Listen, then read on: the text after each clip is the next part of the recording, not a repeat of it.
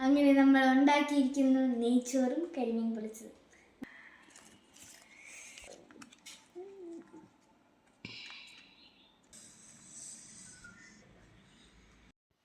പത്ത് മിനിറ്റിൽ ഈസി ഉണ്ടാക്കാവുന്ന ഗീ റൈസും നല്ല ടേസ്റ്റിയായ കരിമീൻ പൊള്ളിച്ചതും ഉണ്ടാക്കുന്ന വീഡിയോയാണിത്. തിളയ്ക്കുന്ന വെള്ളത്തിൽ അരമുറി നാരങ്ങാനീരും കുറച്ച് നെയ്യും ഒഴിക്കുക. ഒരു പാത്രത്തിൽ ഇച്ചിരി നെയ്യ് ഒഴിക്കുക. കിസ്മസും കാഷ്യൂനട്ടും അതിൽ വറുത്തെടുക്കണം. അത് വറുത്ത് കോരിയതിന് ശേഷം കുറച്ച് നെയ്യും കൂടി ഒഴിക്കുക. അതിൽ സ്പൈസസ് ആഡ് ചെയ്യണം. സാജീരകം ആഡ് ചെയ്യുക.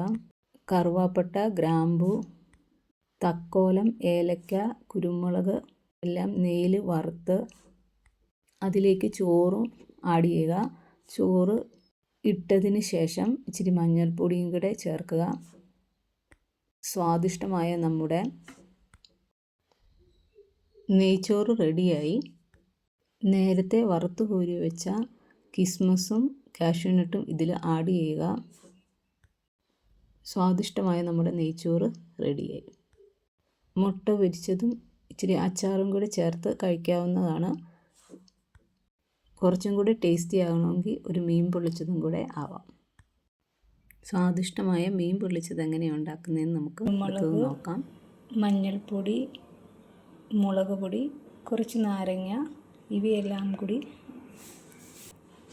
മിക്സ് ചെയ്ത് ഈ കരിമീനിൽ പുരട്ടി ചെറുതായിട്ട് ഷാലോ ഫ്രൈ ചെയ്യണം. വെളുത്തുള്ളി, ഇഞ്ചി പേസ്റ്റ്, തക്കാളി, ചെറിയ ഉള്ളി, സവോള ഇവയെല്ലാം കൂടി മിക്സിയിൽ അരച്ചെടുത്ത് ഷാലോ ഫ്രൈ ചെയ്തതിൻ്റെ മുകളിൽ പുരട്ടണം. വെളിച്ചെണ്ണയിൽ മിക്സിയിൽ അരച്ചെടുത്ത എല്ലാ മിക്സും കൂടി മൊരിച്ചെടുക്കുക. കുറച്ച് ഉപ്പും കൂടെ ചേർത്ത് ലൈറ്റ് ഓറഞ്ച് കളറാവുന്നത് പോലെ ഇത് വഴറ്റിയെടുക്കും. വെളിച്ചെണ്ണയും നാരങ്ങാനീരും ചേർത്ത് വേണം ഡ്രൈ പൗഡറുകളെല്ലാം മിക്സ് ചെയ്യാൻ. ഷാലോ ഫ്രൈ ചെയ്യുന്നതിനകത്ത് ഇച്ചിരി കറിവേപ്പിലയും മുളക് പൊടിയും കുരുമുളക് പൊടിയും കൂടി ആഡ് ചെയ്യണം. വലിയ ഒരു കരിമീനി പുരട്ടാൻ ഏകദേശം ഇത്രയും ഗ്രേവി. ചൂടായി നിൽക്കുന്ന പാനിലേക്ക് കരിമീൻ ഇടുക.